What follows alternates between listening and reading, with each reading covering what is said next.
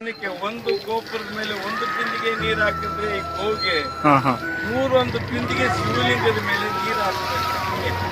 ಒಳ್ಳೆ ಒಂದು ಗೋವಲ್ಲಿ ಒಂದು ಹುಣ್ಣೆಯನ್ನ ಕಿತ್ತು ಪಕ್ಕಕ್ಕೆ ಸಾಕಿದ್ರೆ ಮೂರೊಂದು ಲಿಂಗ ಪೂಜೆ ಮಾಡಿದಷ್ಟು ಪುಣ್ಯ. 2, 3, 10 ಹುಣ್ಣೆಯನ್ನ ಕಿತ್ತು ಸಾಕಿದ್ರೆ ಲಿಂಗ ಪ್ರತಿಷ್ಠಾಪನೆ ಮಾಡಿದಷ್ಟು ಪುಣ್ಯ. ಒಂದು ಸುತ್ತು ಬಂದರೆ ಸ್ವಾಮಿ ಗೋವನ್ನ ಒಂದು ಸುತ್ತು ಪ್ರದಕ್ಷಿಣೆ ಬಂದರೆ ಪ್ರದಕ್ಷಿಣೆ ಮಾಡಬೇಕಾದ ಸಮಸ್ಯೆನೇ ಇಲ್ಲ. ಗೋ ಪ್ರದಕ್ಷಿಣೆ ಮಾಡಿದ್ರೆ ಸಾಕು. ಗೋ ಪ್ರದಕ್ಷಿಣೆ ಮಾಡಿದ್ರೆ ಭೂ ಪ್ರದಕ್ಷಿಣೆ ಮಾಡದಷ್ಟು ಪುಣ್ಯವಿಲ್ಲ. ಅದು ಗೋವು ಅದರಲ್ಲಿ ಸೂರ್ಯ, ಚಂದ್ರ, ಮಂಗಳ, ಬುಧ, ಶುಕ್ರ ಅಂತ ಏನ್ ಹೇಳ್ತೀರಿ ಎಲ್ಲ ಒಲ್ಲಡ್ಗದೆ ಸ್ವಾಮಿ. ಅದರಲ್ಲಿ ಬೇಡದೆ ಇರೋದೇನಾದ್ರೂ ಇದ್ರೆ ಹೇಳ್ರಿ.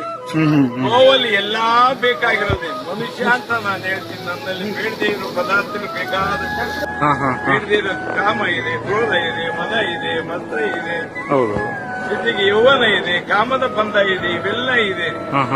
ಹೋಗಿ ಎಲ್ಲ ತ್ಯಾಗ ಮಾಡಿ ದುಡಿದು ನಮ್ಮ ಅದಕ್ಕಿಂತಲೂ ದೇವರು ಇನ್ನ ಇಲ್ಲ. ನಿಜವಾದ